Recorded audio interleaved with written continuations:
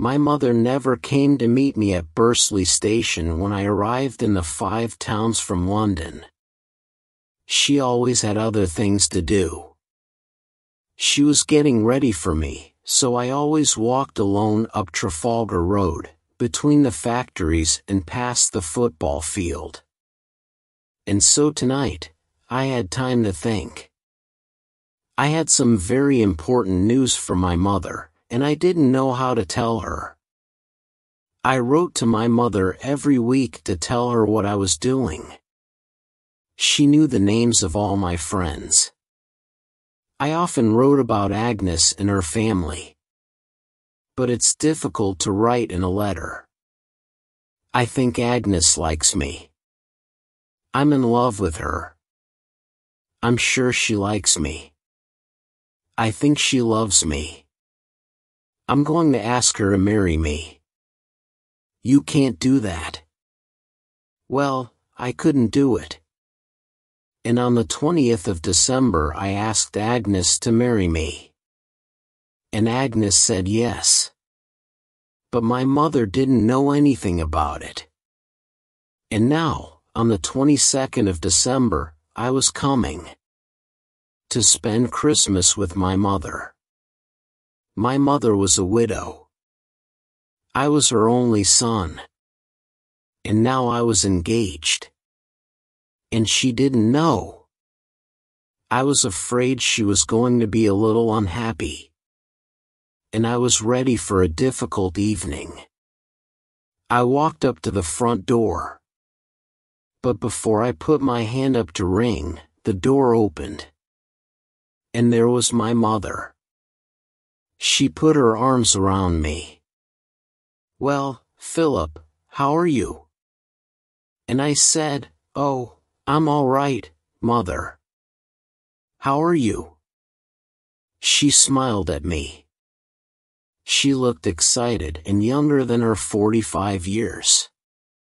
There was something strange in her smile. I thought, she knows I'm going to get married. How does she know? But I said nothing. You have to be careful with mothers. I'll tell her at supper, I decided. I went upstairs to my bedroom. When I came down, my mother was busy in the kitchen. I went into the dining room.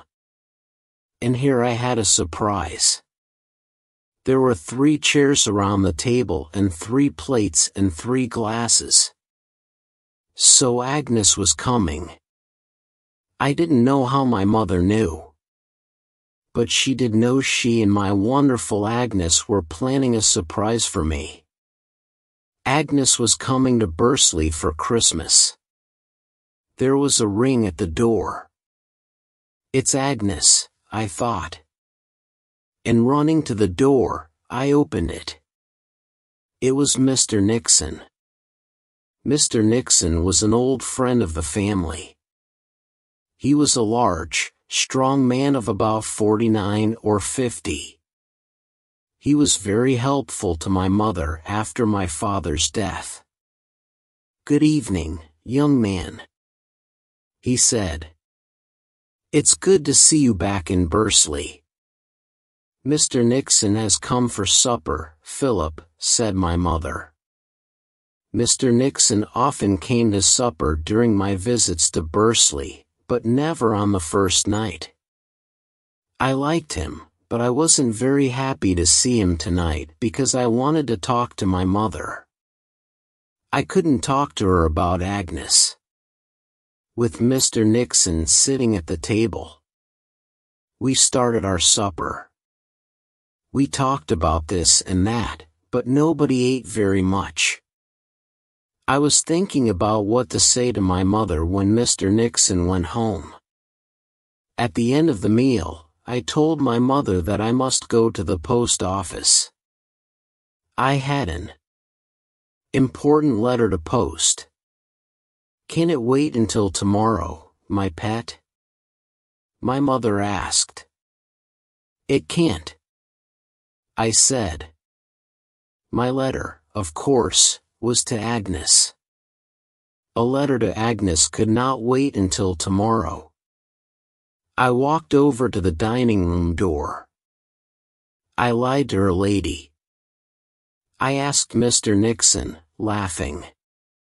Yes, I replied. I walked to the post office and posted my letter.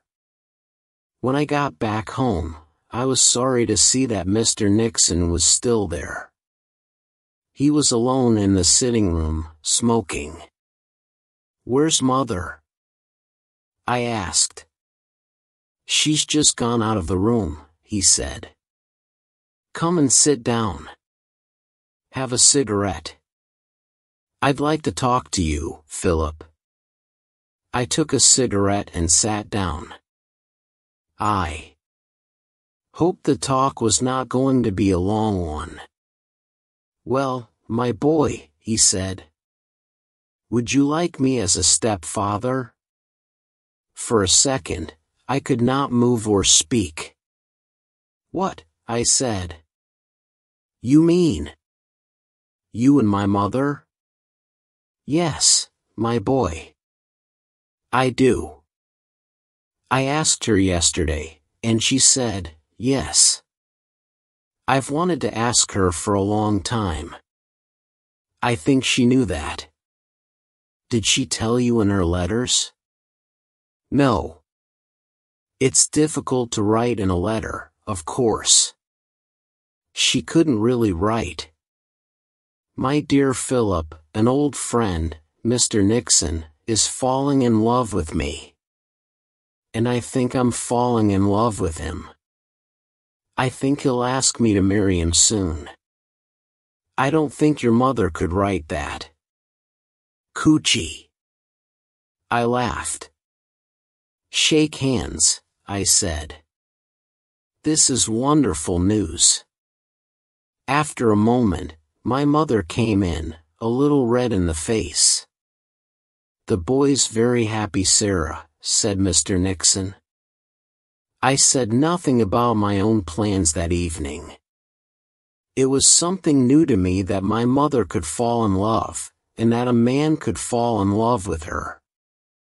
It was something new to me that she was lonely in our old house, and that perhaps she wanted a new life.